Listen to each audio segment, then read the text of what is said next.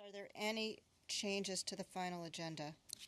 Good morning, Chair and Commissioners. There are no changes to this morning's agenda. Okay. We're going to start today's agenda with a man of impeccable timing.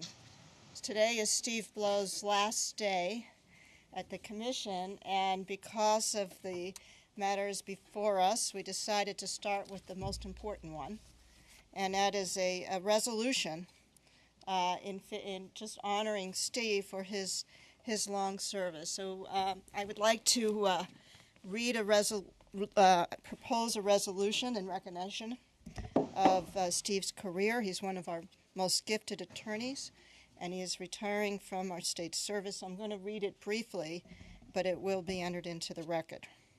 So whereas Steve Blow has served the citizens of the state of New York as an assistant counsel of the New York State Department of Public Service from 1979 through until 2016, before a lot of people in this room were born. That's 37 years.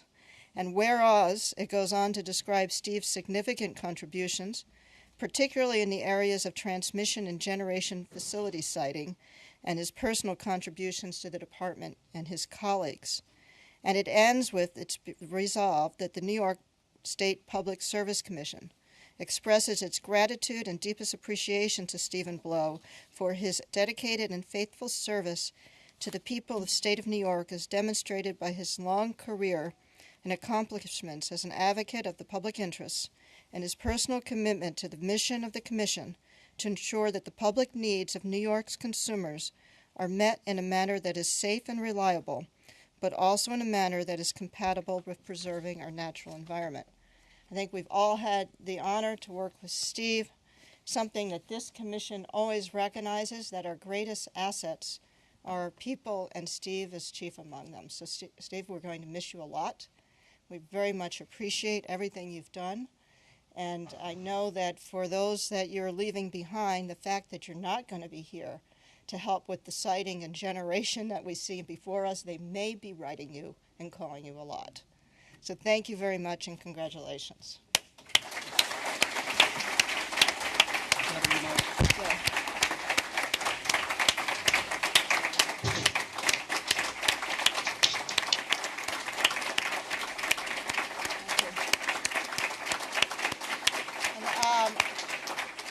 Chairman Sayre has a comment.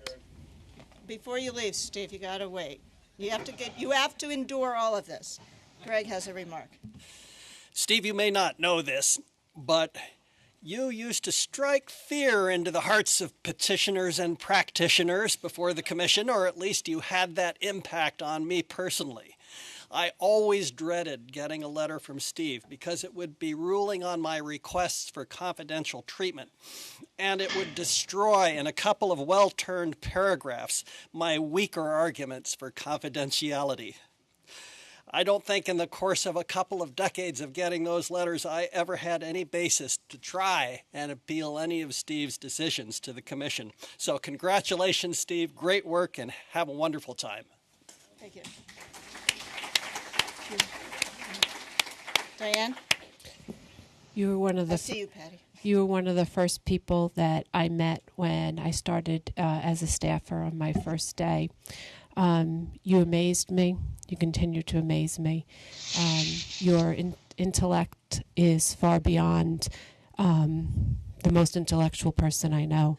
Your ability to be kind and fair and just, despite all odds, has been a testament to who you are as a person, despite that it says Paul Agresta there. And I really just want you to know that I take this as a personal loss to me personally and to the state as a whole, and I wish you well in your next venture. Thank you. Patty, do you want to close this out?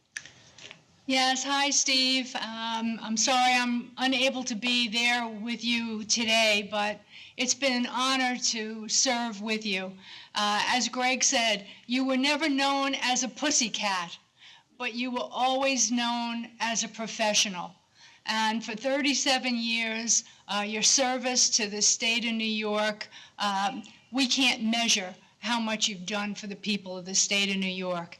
And as I say to everyone when I wish them farewell and good luck in their retirement, do collect a lot of checks and stay healthy and enjoy your time of retirement. You've certainly deserved it, and we thank you so much for your service. And everyone knows this is not an easy place to work, as we will soon talk about later. But we do thank you for your service to the people of the state and for all you've done for all of us. Thank you very much, and God bless. Thank you, Sue.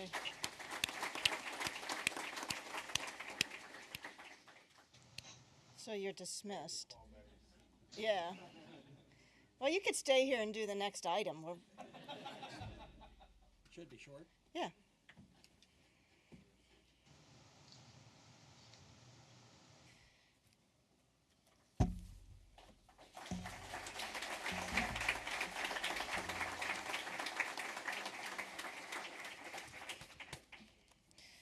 Hey, we are now going to move to the regular agenda. And before I begin, I do want to note, we have a lot of people in this room. I know a lot of people are elsewhere in the building.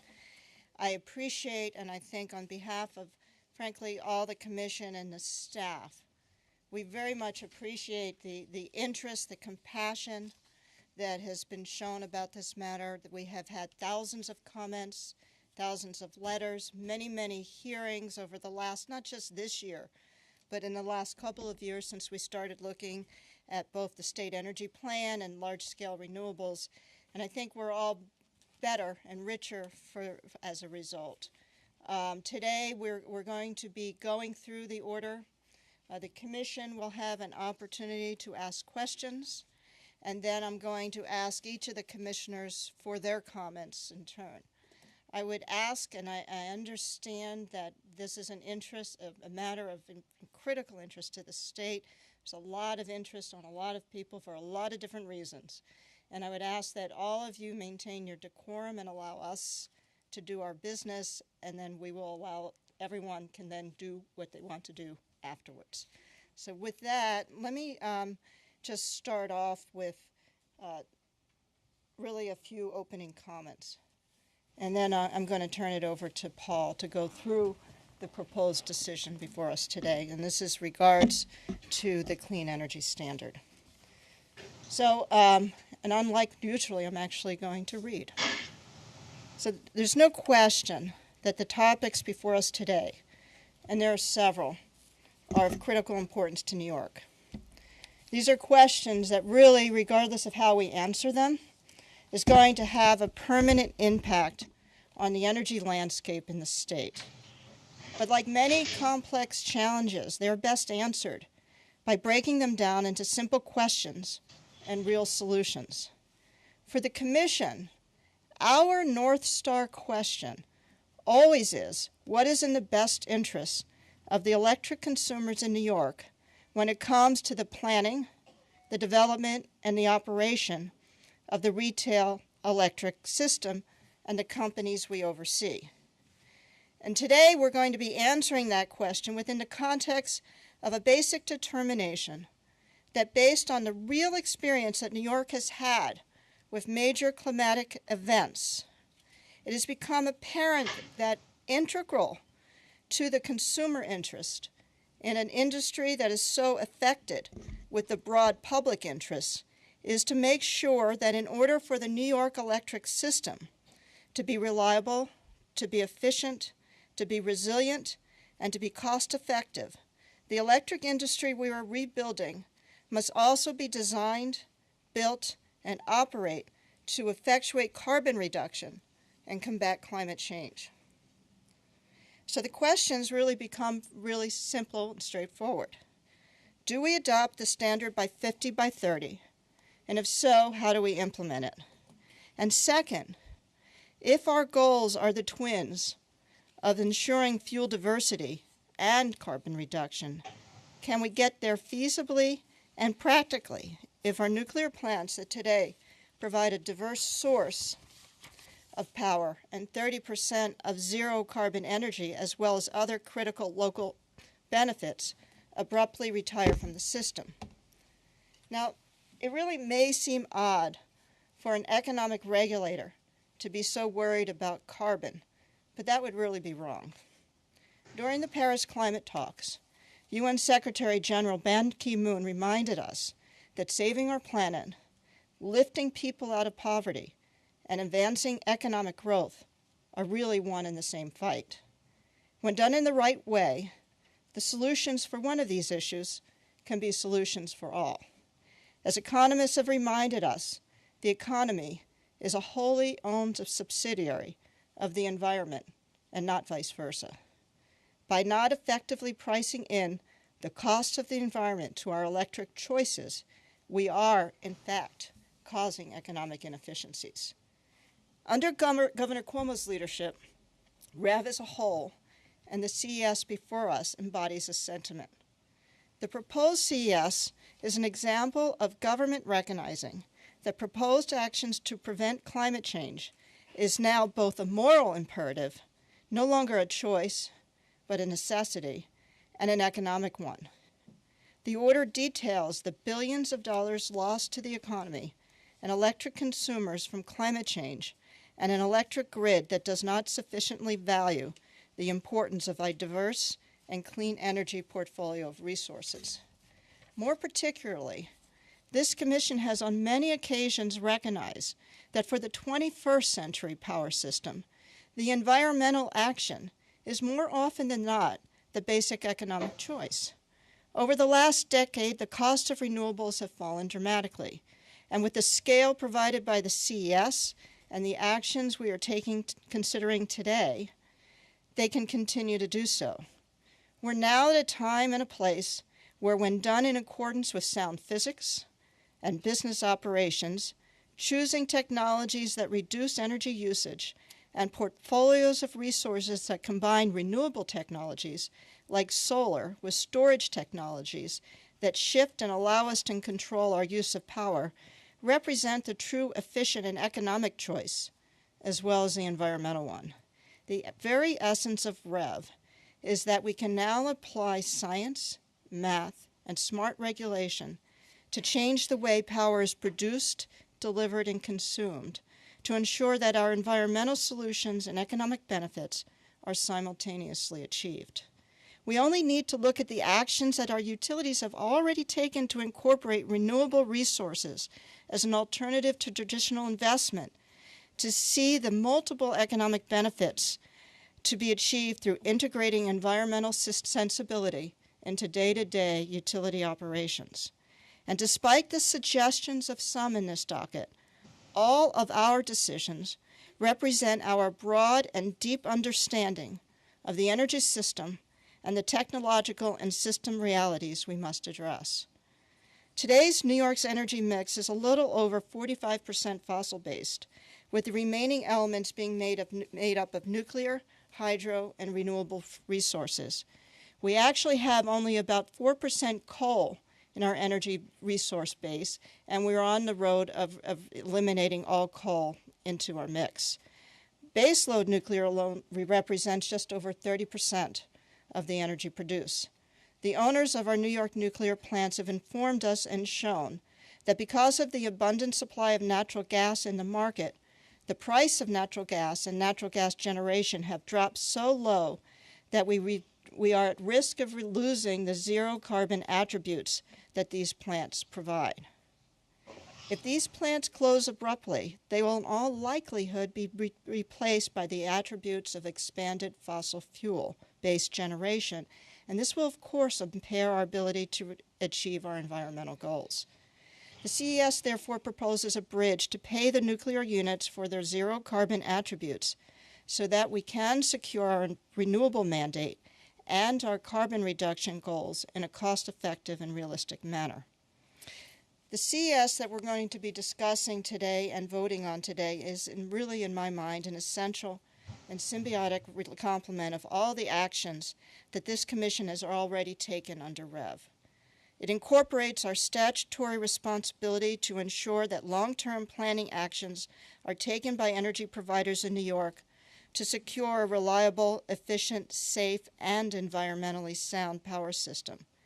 It respects the fact that we live in a world of cooperative federalism with shared jurisdiction with the FERC over the wholesale energy sector. It enhances our objectives to use consumer choice and the ingenuity of markets as valuable assets that will allow us to achieve and exceed our goals. And it is pragmatic in recognizing that the best way to achieve our environmental goals is to have a measured plan that is clear, that is ambitious, that is economically sound, and that is technology and technically achievable.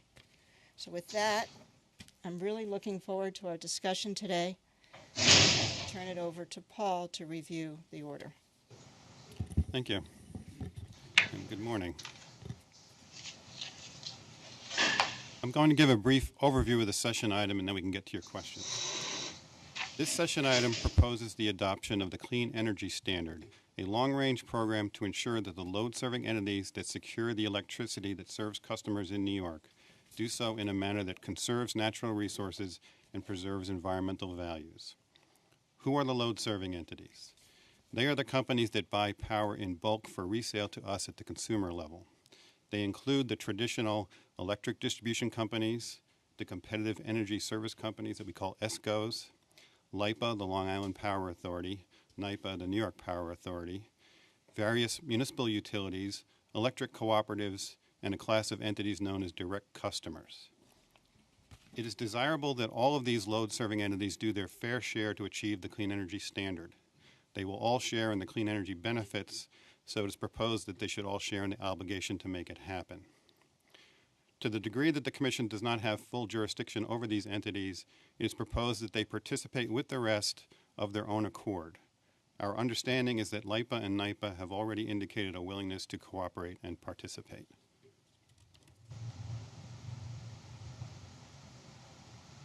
One of the motivations for the Clean Energy Standard is the goal of the State Energy Plan that 50% of New York's electricity is to be generated by renewable sources by 2030. That goal is part of a strategy to reduce statewide greenhouse gas emissions 40% by 2030. This session item proposes that the Commission adopt that goal and make it a mandate to be achieved by the load-serving entities as the foundational basis and essential component of the Clean Energy Standard. So what is the Clean Energy Standard? The Clean Energy Standard consists of two major components, the Renewable Energy Standard and the Zero Emissions Credit Requirement. And those two components are broken down further into three tiers of obligations. So Tier 1, which is under the Renewable Energy Standard, is a proposed obligation on all load-serving entities to invest in new renewable generation resources to serve their retail customers, evidenced by the procurement of qualifying renewable energy credits, or RECs. They would be acquired in quantities that satisfy mandatory minimum percentages that will grow each year. The rate of growth proposed would be more than twice the annual rate under the former Renewable Portfolio Standard, or RPS program. Resources eligible to provide Tier 1 compliance will mirror the eligibility rules currently used for the main tier of the RPS, with the exception that the former 30 megawatt limit on low-impact run-of-river hydroelectric facilities is proposed to be eliminated. The eligible resource categories include biogas, biomass, liquid biofuels, fuel cells, hydroelectric, solar, tidal, ocean, and wind. New hydro impoundments remain ineligible. Load-serving entities may satisfy their obligation by either purchasing RECs acquired through central procurement by NYSERDA, the New York State Energy Research and Development Authority, or by self-supply by direct purchase of tradable RECs, or in the alternative, they may make alternative compliance payments to NYSERDA in order to comply. Each load-serving entity would demonstrate compliance through an annual compliance filing. After careful consideration, it is not proposed that load-serving entities, as a matter of first preference, be required at this time to enter into power purchase agreements to meet their obligations. Mandating utilities to enter long-term power purchase agreements would present a significant financial risk to ratepayers and to utilities because there's no assurance of a long-term customer base from which to recover the cost of power contracts. The potential of having to resort to a delivery surcharge to recover costs limits competitive choice.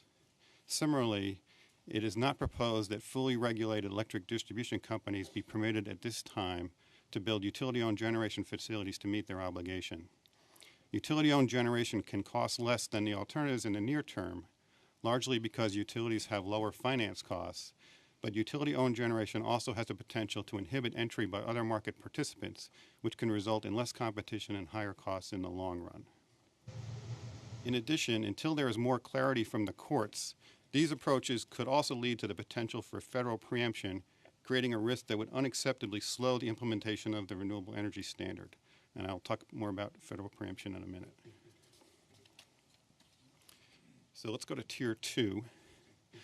Tier 2 is also under the Renewable Energy Standard.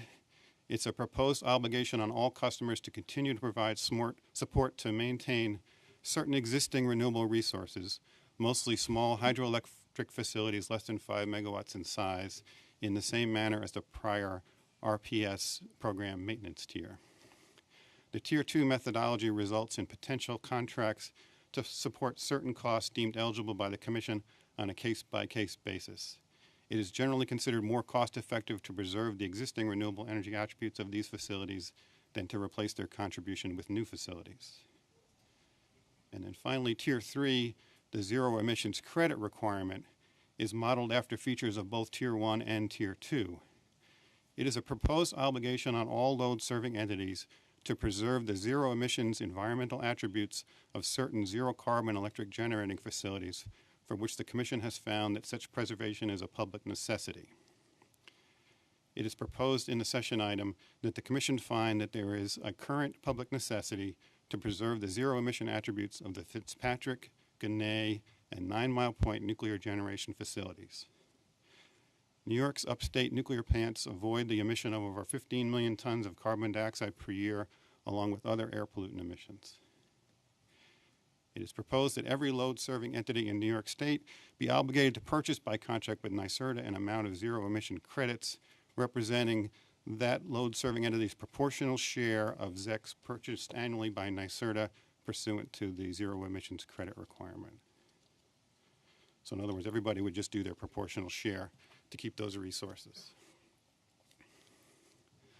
The load-serving entity's proportional share is determined based on the proportion of electric energy load served by the load-serving entities in relation to the total electric energy load served by all load-serving entities in the New York control area.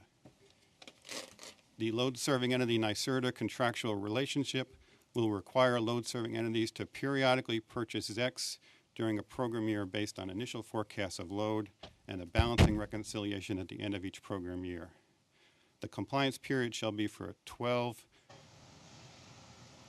6 two-year tranches, a total of 12 years, commencing April 1, 2017, and will continue until March 31, 2029.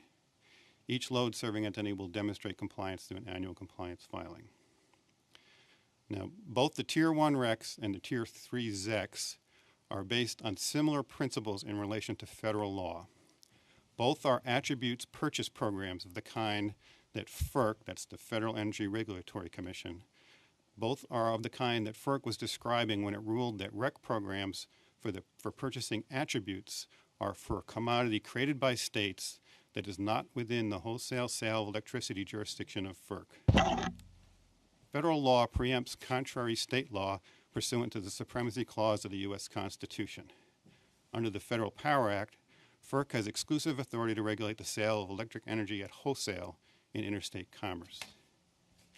The Federal Power Act calls it the sale of electricity for resale. That's what they mean by wholesale. States, however, retain the power to regulate the retail sale of electricity and use customers. All commission actions must take place within the cooperative federalism structure of energy regulation and the myriad state and federal court cases describing the jurisdictional boundaries. The Clean Energy Standard has been purposefully designed to be within the retail sales authority of the Commission. States may not seek to achieve ends, however legitimate, through regulatory means that intrude on FERC's authority over interstate wholesale rates.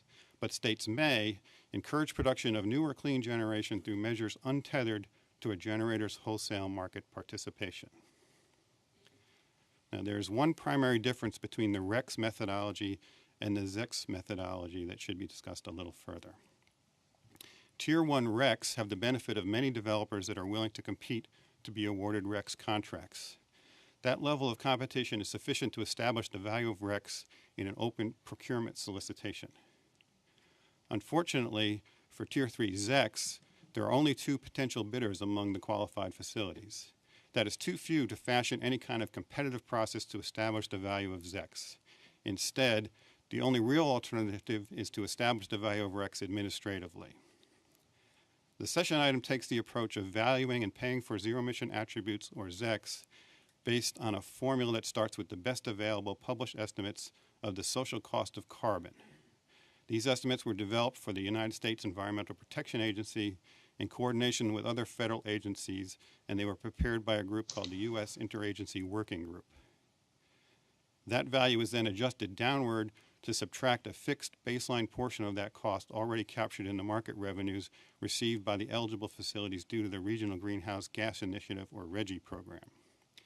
In other words, if you take the social cost of carbon, the RGGI program results in activities that internalize part of that cost into the cost of electricity. So some of it has already been internalized, so the remainder is what we're using to set the price or set the value for ZECs. In later years in the program, a number of adjustments are built into the formula to adjust for changes in value over time. This approach, in which ZEC payments for zero emissions attributes are based upon the social cost of carbon less RGGI effects, is fully consistent with the Commission's approach in setting guidelines for benefit cost analysis adopted in the REV program. So this is not the first time this has been used. I'm not going to take the time now to recount the extensive procedural steps, including white papers, technical conferences, environmental impact statements, public statement hearings, public notices, and the thousands of comments that were received and analyzed before these recommendations were made for you. They are described extensively in the session item. I will note, however, the over-the-top effort of many, many people on staff to get this item before you in a timely manner, so as to give you 2 important opportunities. The first opportunity is that there currently are very favorable federal incentives available for the development of new renewable resources. If you act today to address the Tier 1 issues, it is very likely that your action will affect both the 2016 and 2017 procurements in a favorable way that will ultimately result in less cost to consumers. The second opportunity of acting today is that your actions will be just in time to not foreclose your options as to how to address the risk of losing the zero emissions attributes of the nuclear facilities. Unlike other generation facilities, our understanding is that when nuclear generators cease operations, cessation is generally permanent. The plant owners are facing imminent business decisions with important consequences, and your action today may make all the difference. So this concludes my presentation. There are many other details in the session item that I'm not going to present, but we have an extensive team of experienced staff here that stands ready to address any questions you may have. Thank you. Thank you, Paul.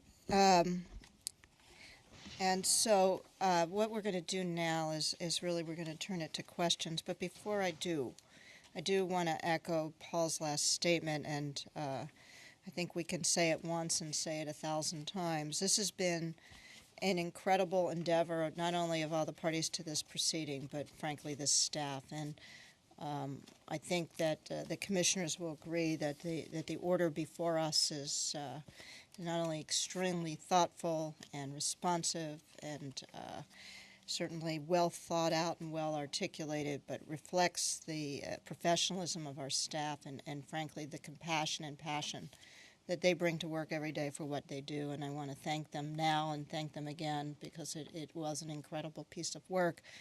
And if we don't do it, we're going to have to wish Paul happy birthday, because we made him to work till midnight on his birthday. So, But with that, let me turn it over to questions. And who would like to? Any question? Want to begin, Greg? I'd like to echo the chair's comment that I am extremely impressed by the hard work, the detailed analysis, the professionalism, and the good writing of staff that went into this item. But I would like to ask staff, have you examined other options for retaining the nuclear units, such as increasing the RGGI price rather than using ZECs? Rush. Good morning, Commissioner. Let me take a shot at answering that question. In short, yes, we did look at other mechanisms to provide this financial support that would be needed. RGGI would be one of them. However, we all know that RGGI is a multi-state compact and program. Making any changes is not unilateral, and New York State alone cannot change the whole RGGI regime. It'll take some time before changes are made in RGGI. And I should also note, notwithstanding the existence of RGGI, many other states use other means to supplement the revenue resources for clean energy resources, such as the RPS standards that are in place. That said, another factor we should think about is, should RGGI be the vehicle to provide the additional financial support? What that means is you would have to increase the RGGI price significantly enough to meet the financial needs of these ailing nuclear plants. And what does that mean? So increasing RGGI prices significantly would translate to increasing the energy locational marginal prices. And those increased prices would be paid to all the output, and hence that would also lead to increased consumer costs. So increasing RGGI is not without cost. It could lead to a much more significant consumer cost than what is being presented here. The second alternative would be if there are changes to the wholesale market price mechanisms that could provide the financial support. At this time, there are no specific concrete proposals to make changes to the wholesale market. We would like to work with all the participants there to see if changes can be made over time. And the proposal in front of you suggests down the road, should there be other mechanisms that get developed, then we should take a relook at this particular mechanism that we are proposing to adopt today. So we've looked at other mechanisms. What we are proposing to you right now is the solution that we can offer to meet the needs. Thank you. Any further questions? Pat, are you? Yeah, I have a question. What specific changes to the staff responsive proposal are being made in this order, and why? Let me take a shot at that, and others can jump in as needed. Notice anyone's jumping up and saying, let me have it, let me have it. So the staff responsive proposal, as Paul described, had a particular formulaic approach for determining the ZEC payment levels. And it contemplates updates in every 2 years in the tranches 1 through 6, starting with tranche 2. Some of the parties have suggested changes to the formula. And let me just describe a couple of suggestions that were made that we found pretty compelling, and we are responding to that in this in the proposal in front of you. The first one, the way the formula is structured is, as Paul described, the ZEC payment contemplates paying based on the societal cost of carbon, less the RGGI built-in baseline level. In order to come up with the social cost of carbon, there are mechanics in there that would translate the cost from $1 per ton to $1 per megawatt hour. And that requires a marginal emission rate assumption that goes into that conversion. And some of the parties have pointed out, instead of locking in that particular conversion factor for the 12 years, it should be updated because the emission rate would go down as there are more renewables in the mix of the state resource mix. And I think that's a good argument, and the proposal in front of you adopts changes to the emission rate as a function of increased penetration of renewables in the resource mix. And this would inure to the benefit of consumers, as it would lower the ZEC price level down the road as more renewables are penetrating in the resource mix. The second suggestion that folks have made deals with a little bit more esoteric topic of what is called a basis differential. That is, today we have zonal locational marginal prices, and the formula, ZEC payment formula, contemplates changes to the forecast energy and capacity prices every 2 years to be reflected as a reduction in the ZEC payment level. That is, if those prices go up, market forecast prices, then the ZEC payment would go down accordingly from the initial tranche level. But what the generator essentially receives is not necessarily the zonal locational marginal price.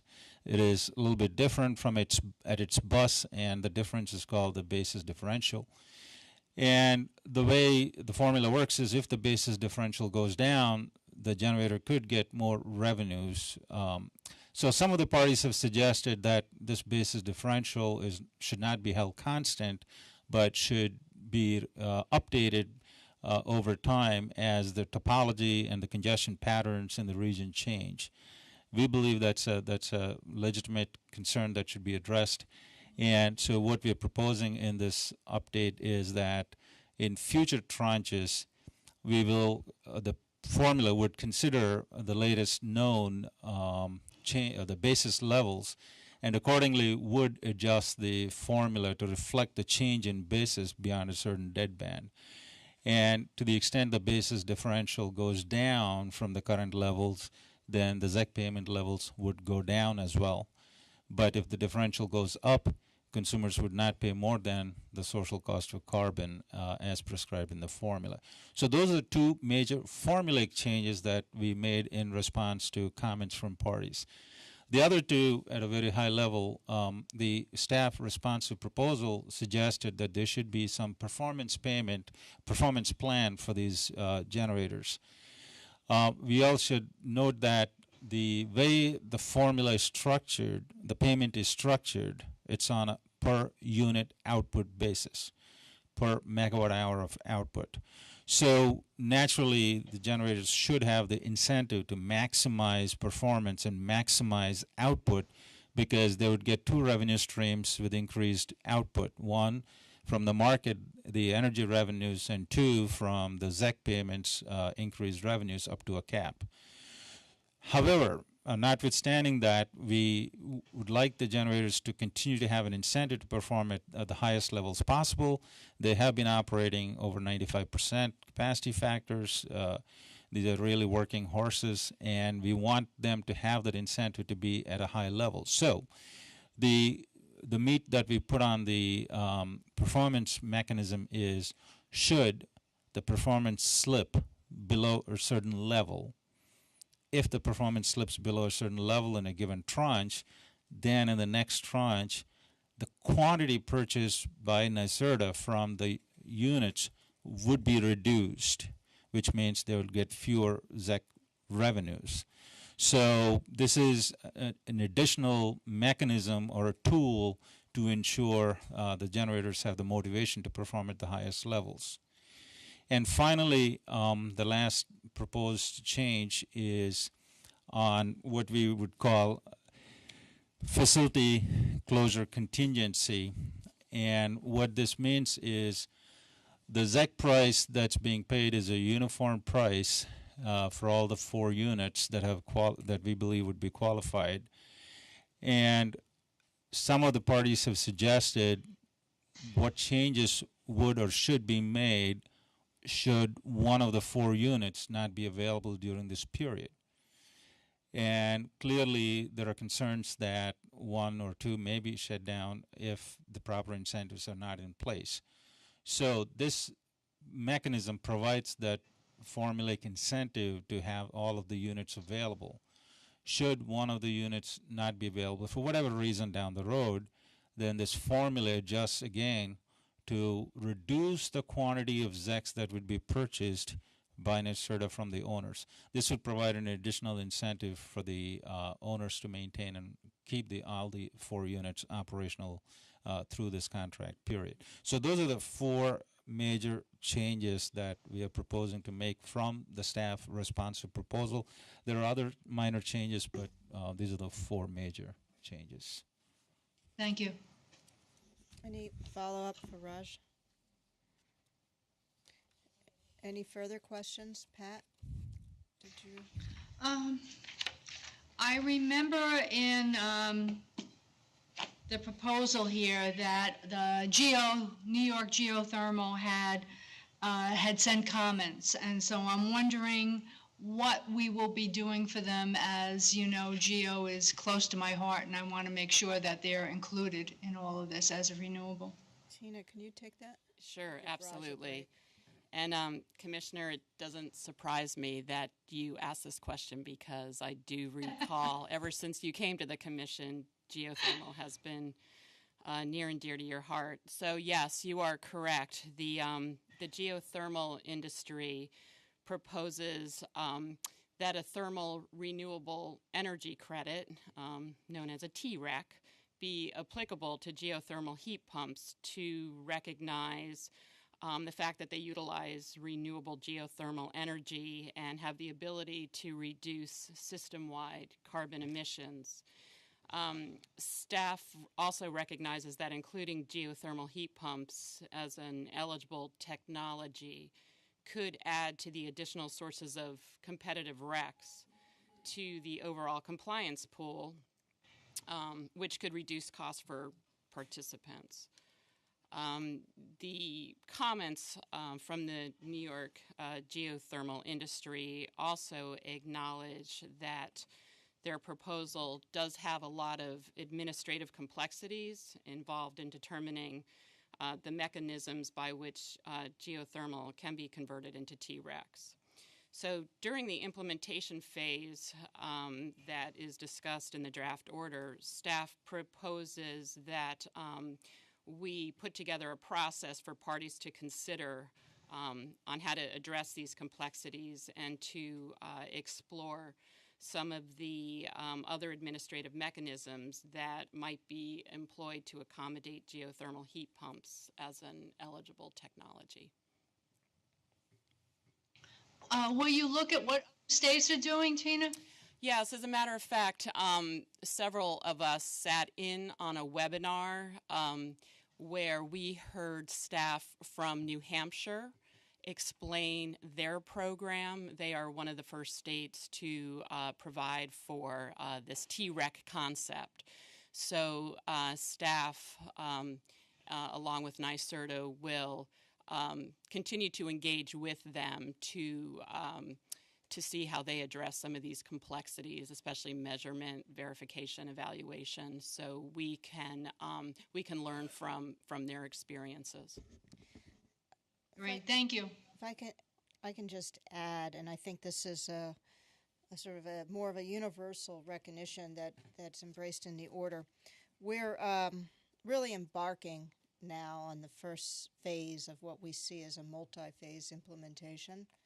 The orders we're deciding today will allow us to move forward with both the REC program and the ZEC program, but it contemplates, and I think staff adroitly talked about, as an implementation phase as opposed to an implementation order, because there will be multiple elements of implementing this, the Clean Energy Standard, as well as supporting the triennial reviews and the annual reviews. So one of the expectations that I have is that we will continue to work this issue. We're going to always look for ways to improve how we're achieving the standard and making sure that the technologies that we know will help us in the state to get where we're going to go have their appropriate place. And so clearly, you know, the geothermal industry brought up the concept of a TREC.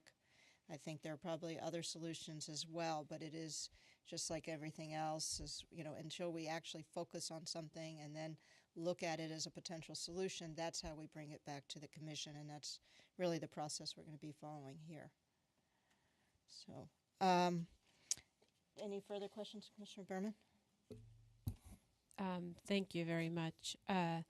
First, I want to thank staff, in particular the folks who've spent tireless hours with me, and including over the weekend to go through in painstakingly detail. I know it was painful for me, and I'm sure being with me was painful for many of you. But I do recognize the hard work that has gone into this, and I very much appreciate it. I really have a couple of threshold questions, and some of this, Paul, you said in your comments, so I just want to make sure that it's clear and kind of ticking through the list. When we talk about the eligibility of Tier 1, can you reiterate what it is that is changing, continuing, where, specifically what's been modified, anything and everything that might deviate from the current process? Would Paul or Scott or Tina? I think that's better for Tina. Sure. I'll take this one. Tina will go. And Okay. So,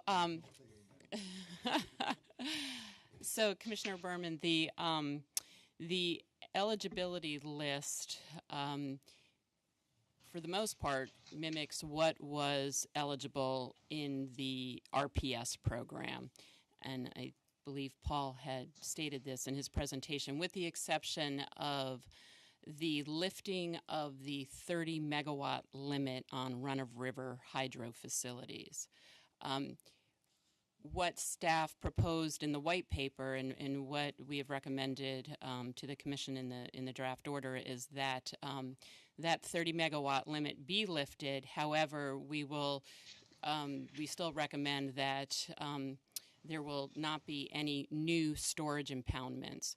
So the old RPS program had the ability for resources to be eligible if they added incremental generation to already to facilities that already had impoundments. So if they wanted to add incremental generation, that was eligible. We're going to keep that eligibility.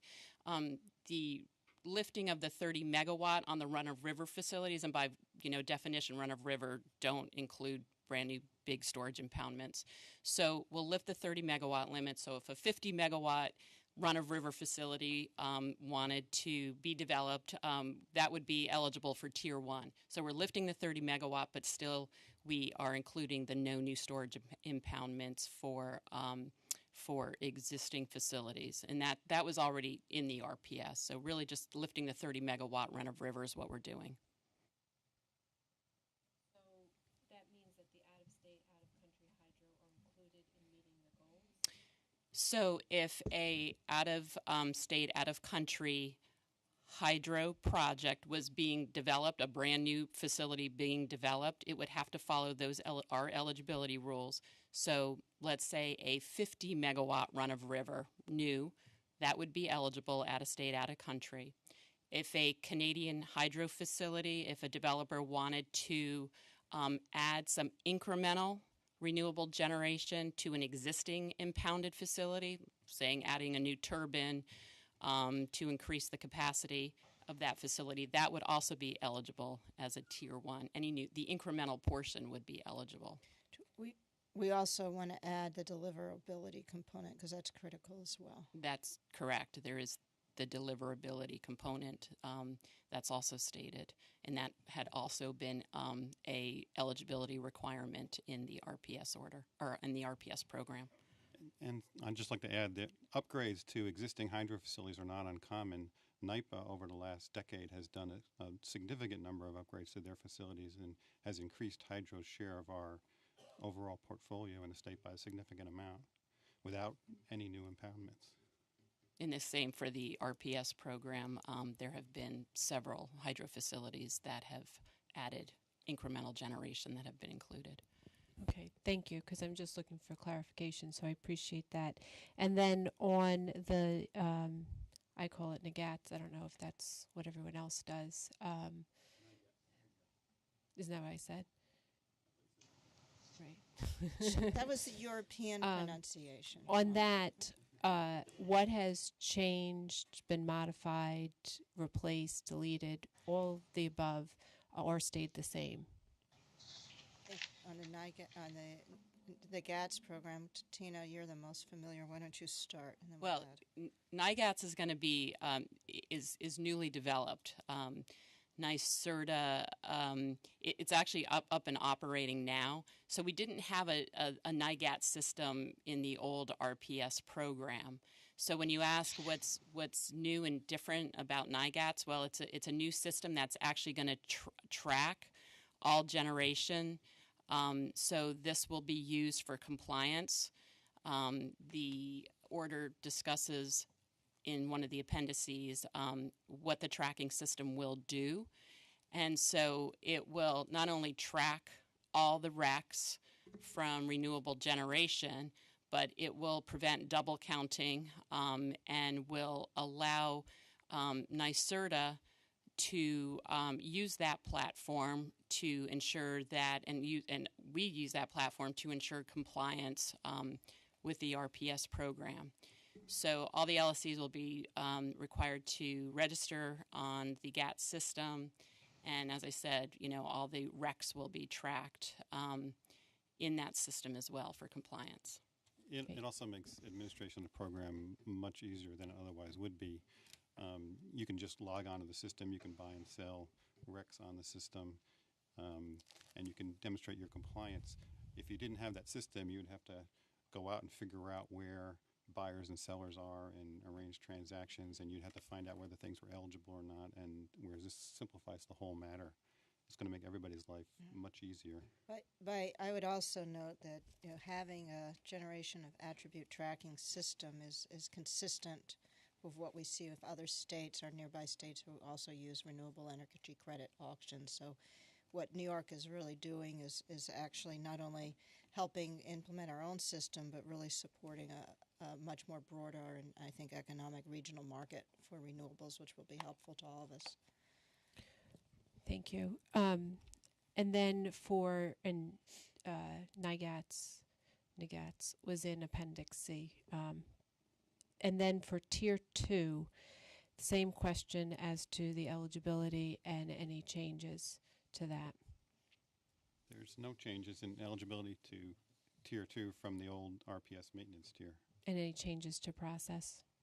Not really, no. No, not proposed, but the order does speak to the fact that if staff believes that there should be further considerations, we can put that out in one of the implementation phases for parties' consideration. But then it would have to come back to the commission. Right. Okay. And then can you explain the NYSERDA role, especially as it pertains to holding the RECs?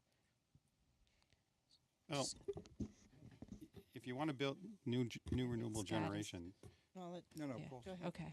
if you want to build new renewable generation, generally a developer needs a long-term contract, a long-term commitment, because they're making a significant capital investment.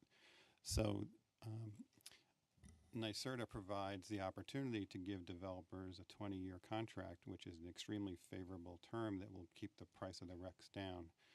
Many developers will be competing against each other to get those contracts.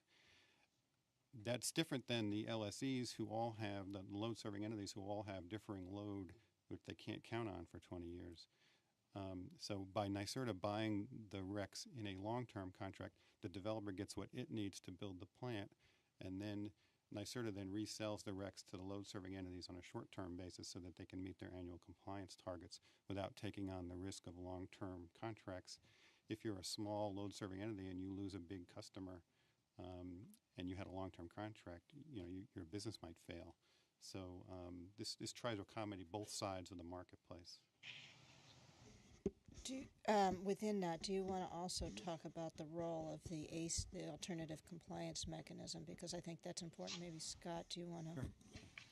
So, as Paul mentioned in his remarks, there are a number of ways that an LSC can demonstrate compliance.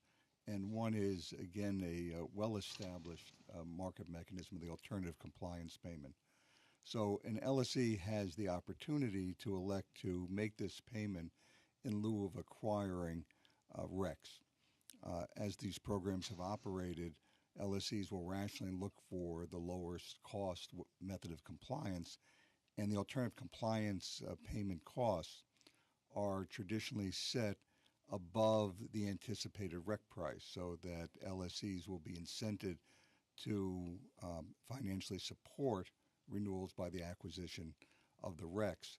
The process for determining the ACP and the establishment of the ACP will all be proposed during an implementation proposal that will be considered by the Commission.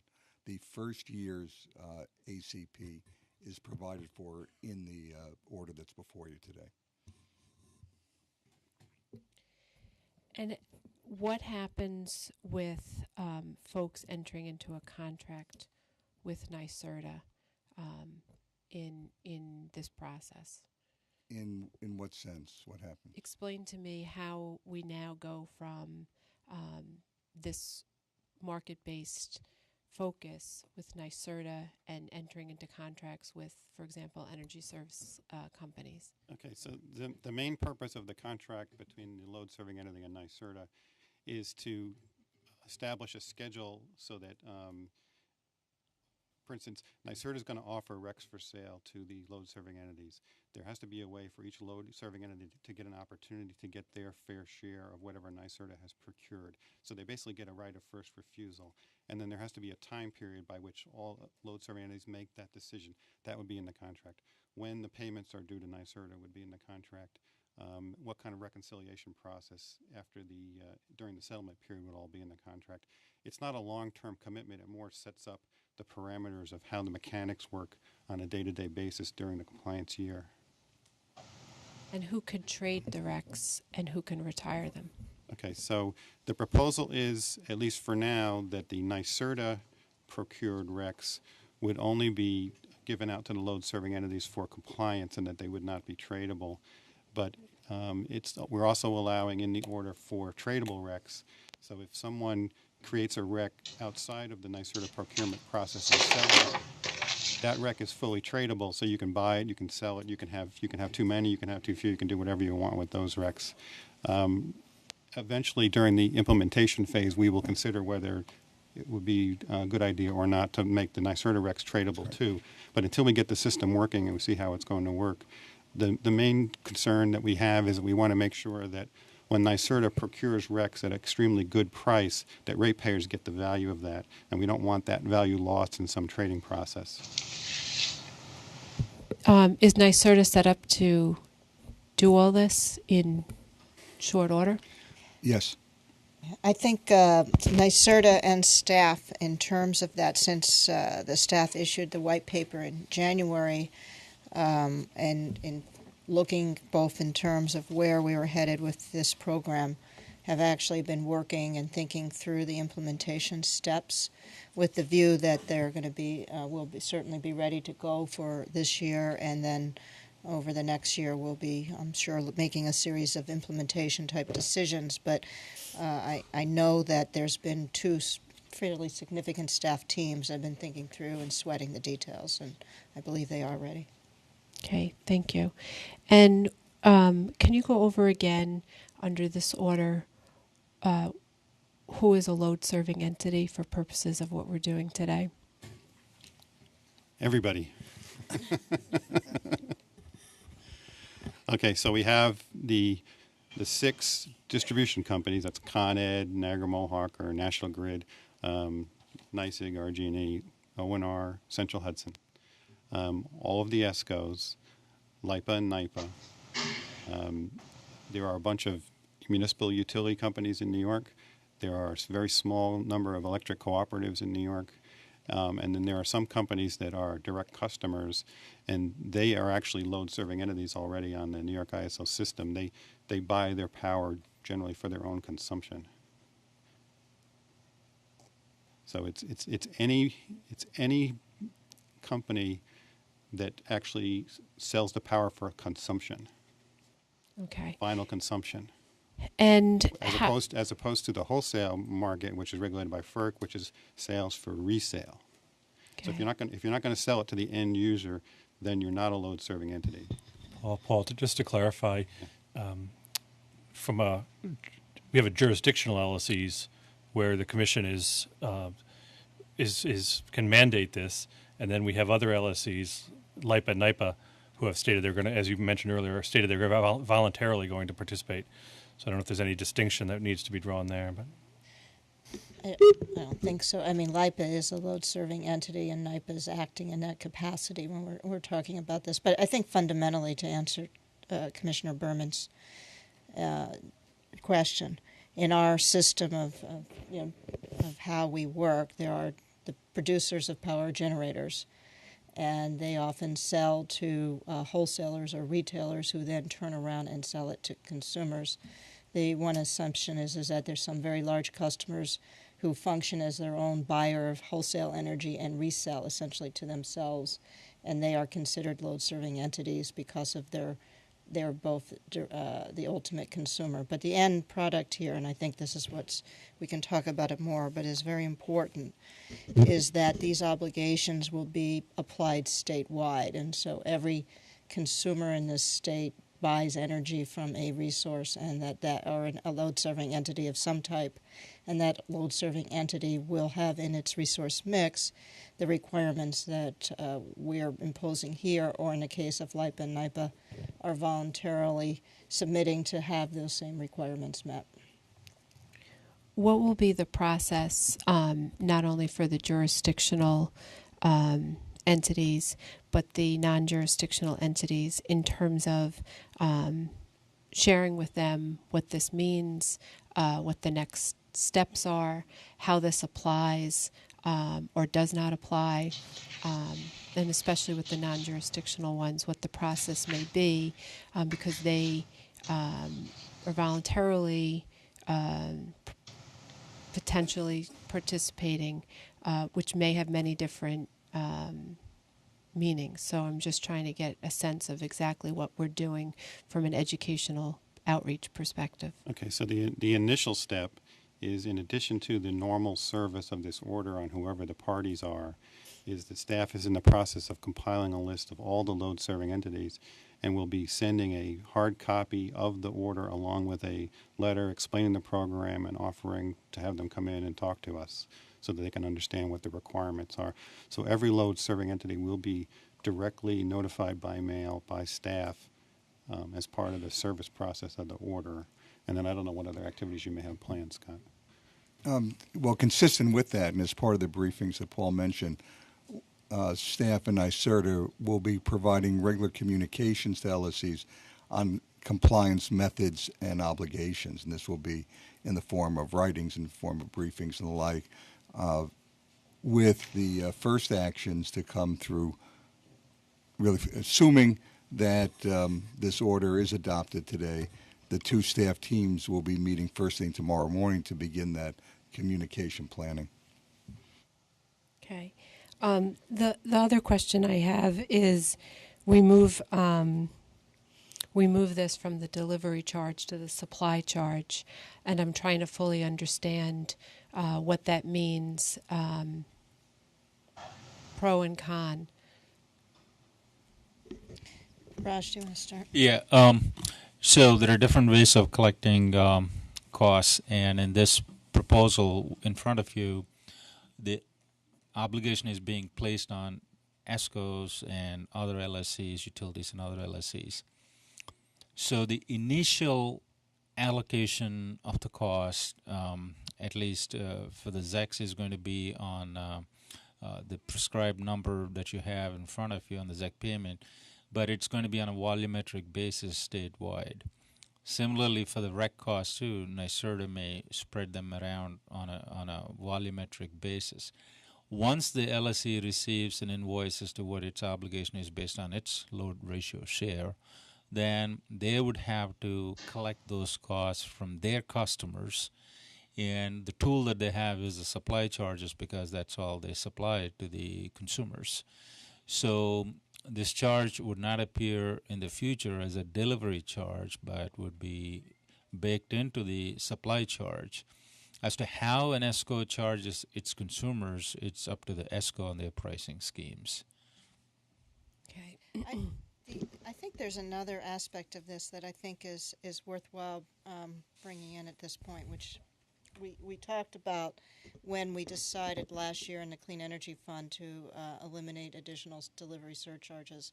And that's really the fact that consumers are not monolithic, that there are a lot of consumers in New York who are very interested in actually doing even more than the state is asking in terms of the renewable component of their mix.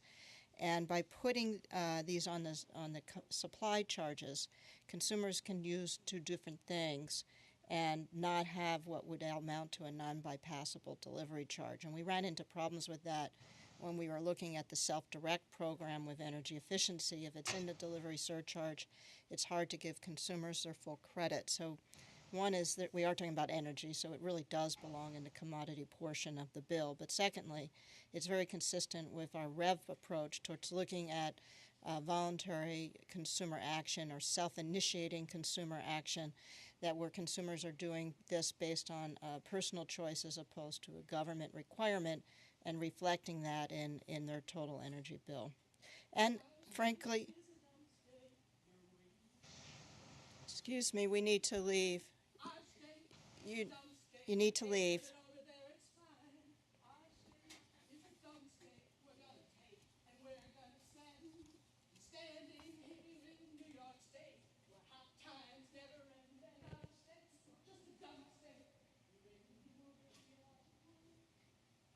Guess she doesn't like renewable energy. Anyway, that's the intent of what we're trying to do today, which is just to really provide that choice. So I think by moving it on the commodity supply, it really provides that advantage for people to do a lot more and that flexibility. Okay, great. I just have, I just need to think for a second. What happens if there are unintended consequences? What does the order provide in terms of a glide path to address some of the things that maybe we haven't thought about in terms of? Scott, do you want to address Sure. There are two review processes, regular review processes, that are provided for by the draft order. There'll be an annual staff review. We call it a divergence review in the order, to really take a look to see if the glide path and the assumptions that underlie that particular year's activity are staying on track. And importantly, the order also provides for what we call triennial reviews. Every 3 years, the Commission will be taking a review of the results, looking at the procurement schedules, looking at the targets that have been set, and seeing whether any adjustments should be made. So both annually and triannually by the Commission, there will be reviews and a constant hand on the policy throttle, if you will. Oh, thank you. And I just have one last question. I think this is a Jeff Hogan question. Have we looked at what this means for the financial health of the utilities, especially to the sub issue of declining sales that might be expected? Right. So we have looked at the financial health that we would expect the Clean Energy Standard order would impact them. As far as declining sales, obviously the growing use of behind the meter has already been a factor in that. And so load has been relatively flat as behind the meter has stepped up. Energy efficiency has also been attempting to do that. So we see load as being relatively flat, even going down slightly. In New York, with our revenue decoupling mechanisms, there really hasn't been a financial concern because we make the companies whole for that. We covered their distribution costs in that way. Here again, the amount of the cost for the RECs and the ZECs will be tied to the supply charge and collected from customers there. So I don't see any impact on the utilities from any declining sales perspective. Let me just add, I mean, I think the revenue decoupling mechanisms we've used historically has made utilities indifferent, but actually what we're trying to do under REV is to make them economically animated by energy efficiency so that utilities are aligned with consumer interest in reducing demand when it's economically efficient, and it's to their shareholder interest as well as to the consumer interest. And I think the way the investment community has seen this is that rather, and this is really the heart of REV, rather than fearing distributed energy resources and energy efficiency as a compromise to the utility model, what we're doing under REV is to make it the benefit to the utility model, so that in the long run, utilities are actually looking for activities that help them to reduce demand. In terms of the grid supply, utilities are really indifferent. It's just a pass-through to them, although I think the order contemplates,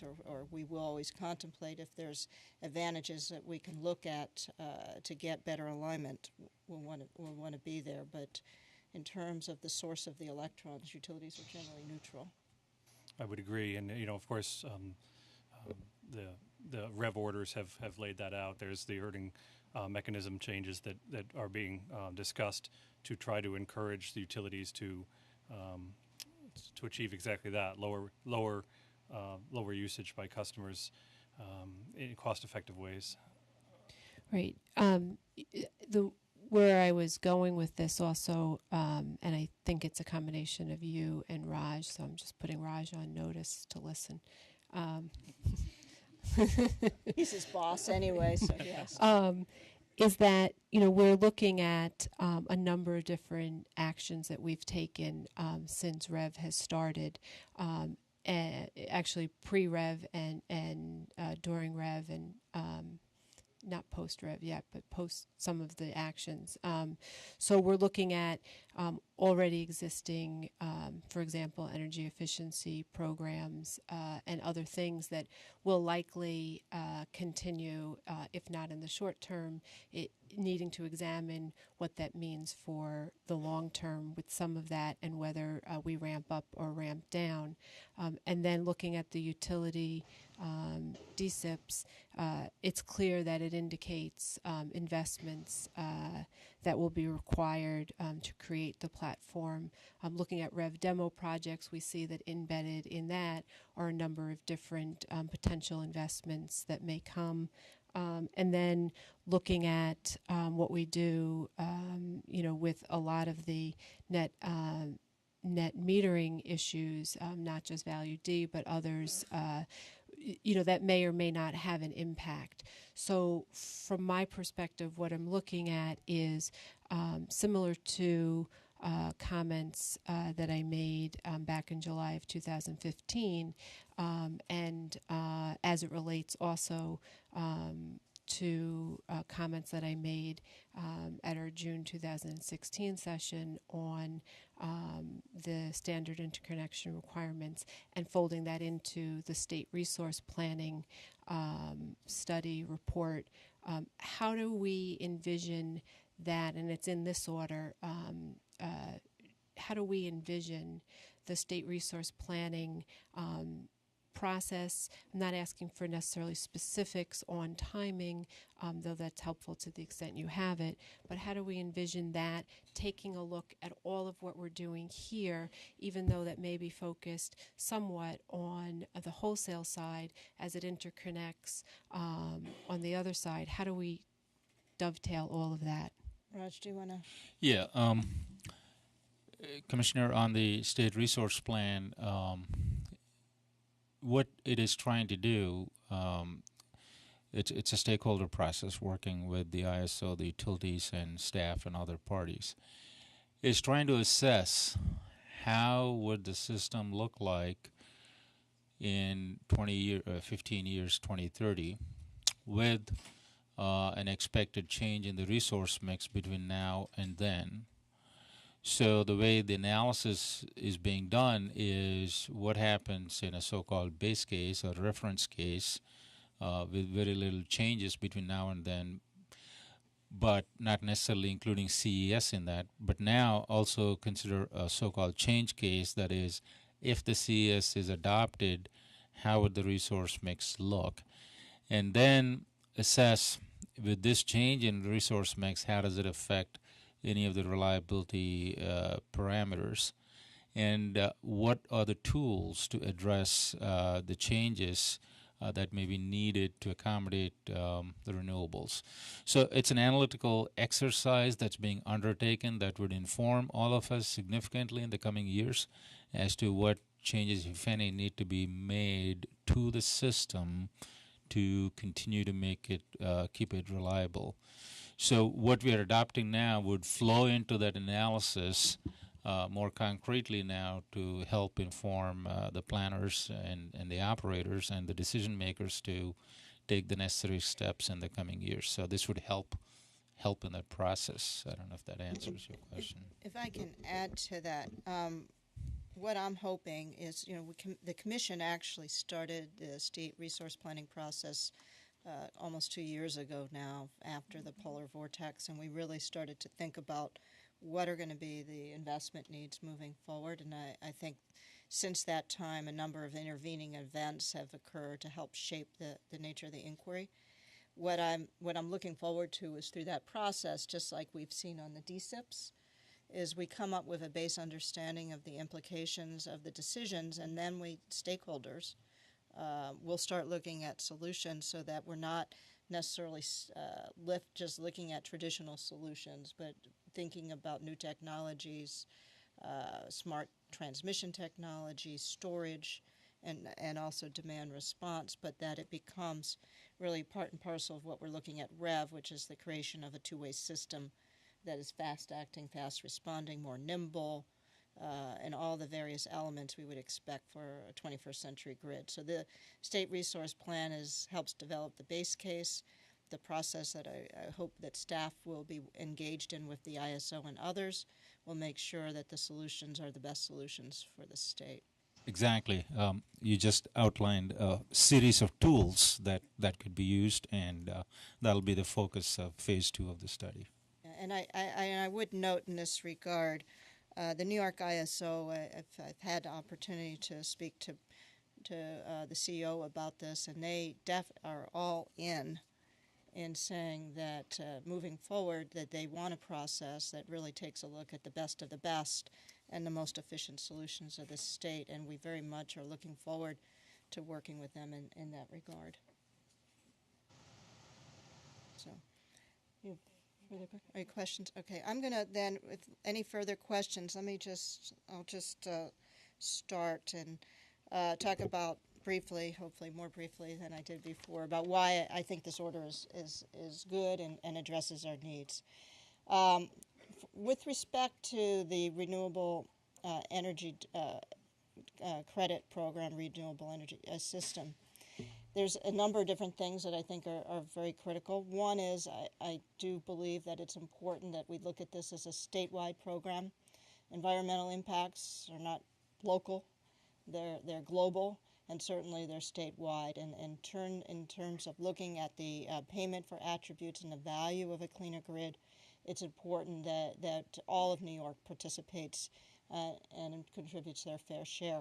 I am extremely appreciative of the fact that NYPA and LIPA have recognized this importance and have indicated to us that they certainly intend to comply, and I know we'll be working with staff to ensure that compliance is consistent with the outcomes we want to achieve.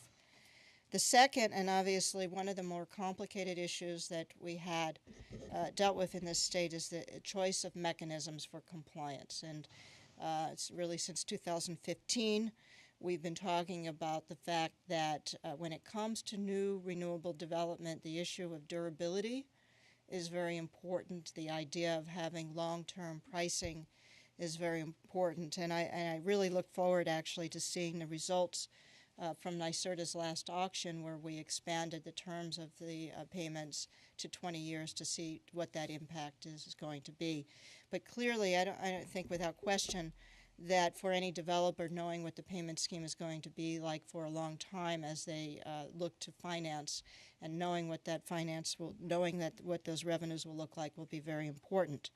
That being said, I know there was a lot of discussion in this record around the use of power purchase agreements and a lot of debate.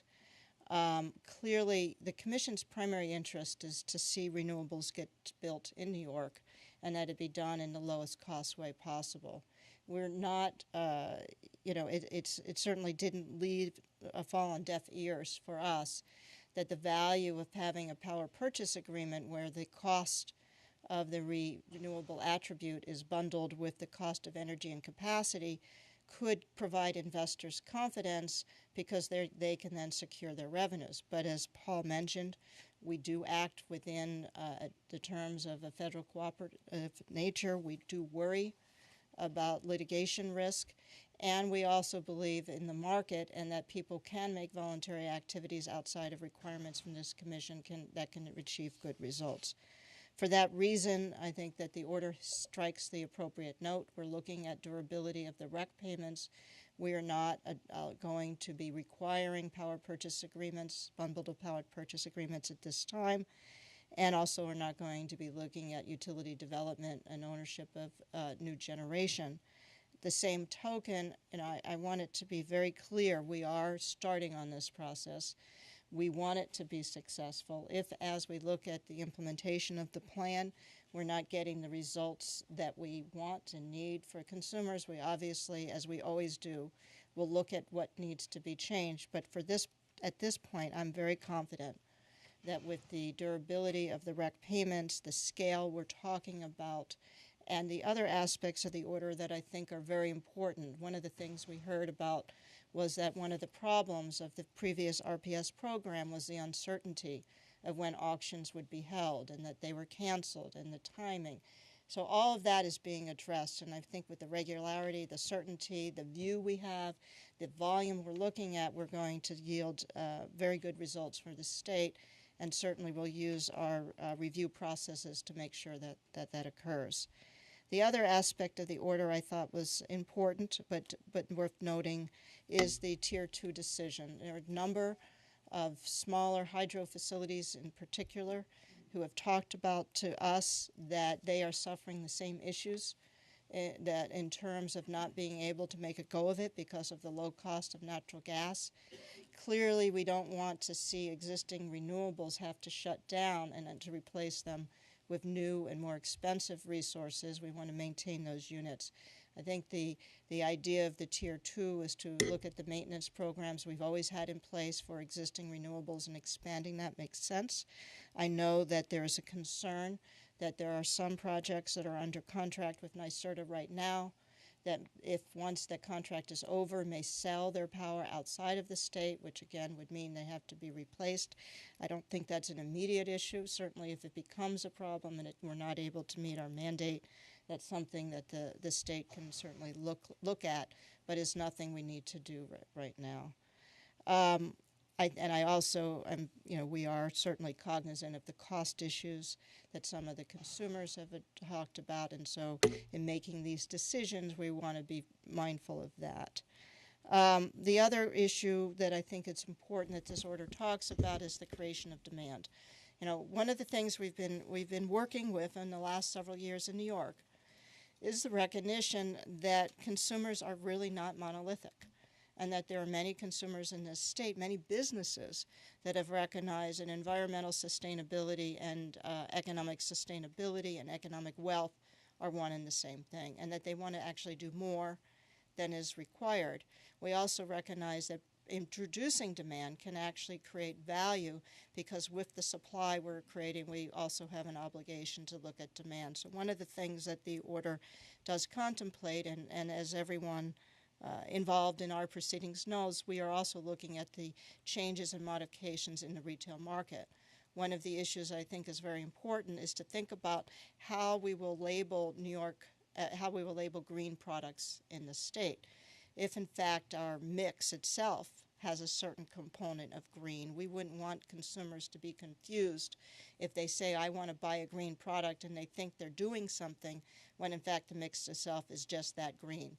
So as part of the ESCO reset order where we're talking about development of products, I think it's important that we create a product that is very clearly what we call green energy, and that at a minimum this has to be in excess, well in excess, of what we would be doing year over year in the program. So, in my mind, what I would like to know as a consumer, that if I'm signing up with an ESCO and I'm buying what is a green product and they say that it's a green product, I want to know that those megawatts are really green. It's not just what I could buy from any entity, and it should be at least 50% or maybe 100%, and there are real green electrons behind that.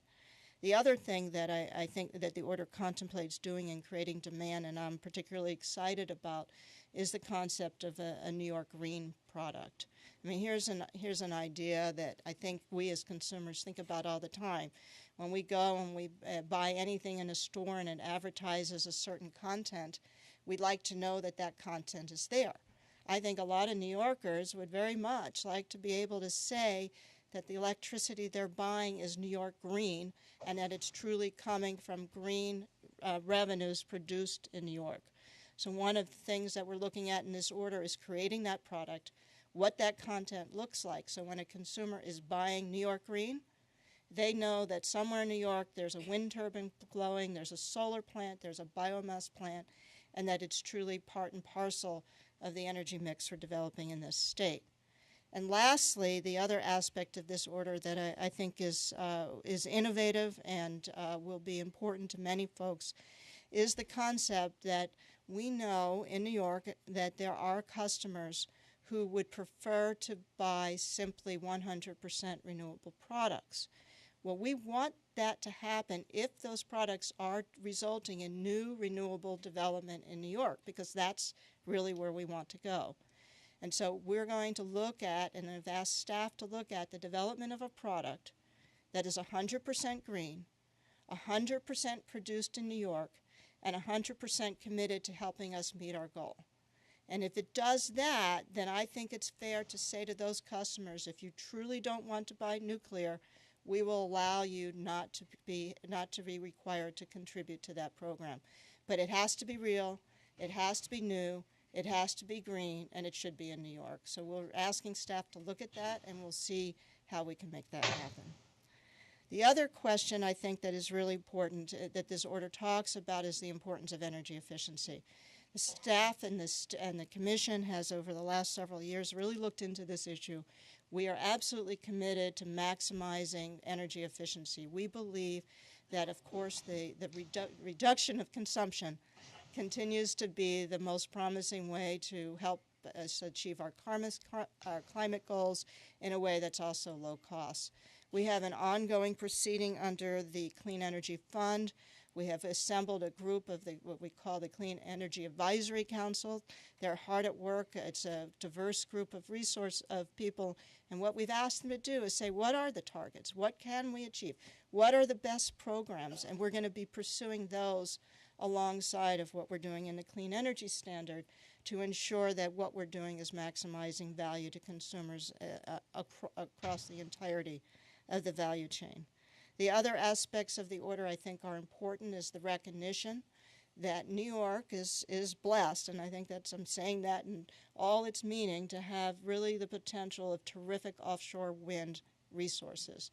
We want to be able to maximize the value of those resources to the state. So one of the things we know is going on already is that NYSERDA is putting together a blueprint for offshore wind to see how we can best develop it in the state. And we're asking in this order that they add to that blueprint decision what are the best procurement mechanisms. We're not doing a carve-out for offshore wind in this order, but we are certainly cognizant of the fact that we don't want to underestimate the benefit of that resource and its potential for New York. The other things that we've talked about already are geothermal and also electric vehicles. One of the things that we're talking about, after all, is carbon reduction. But carbon reduction can also happen on the heating sector. It also can happen in the transportation sector. In other orders, the Commission has already looked for ways to maximize that, and we think that could be valued. While it's not necessarily part of the Clean Energy Standard, as we move forward, we need to think about that the ultimate goal is reducing carbon, and that these resources need to be blended into the total mix and the way we price energy at the retail level.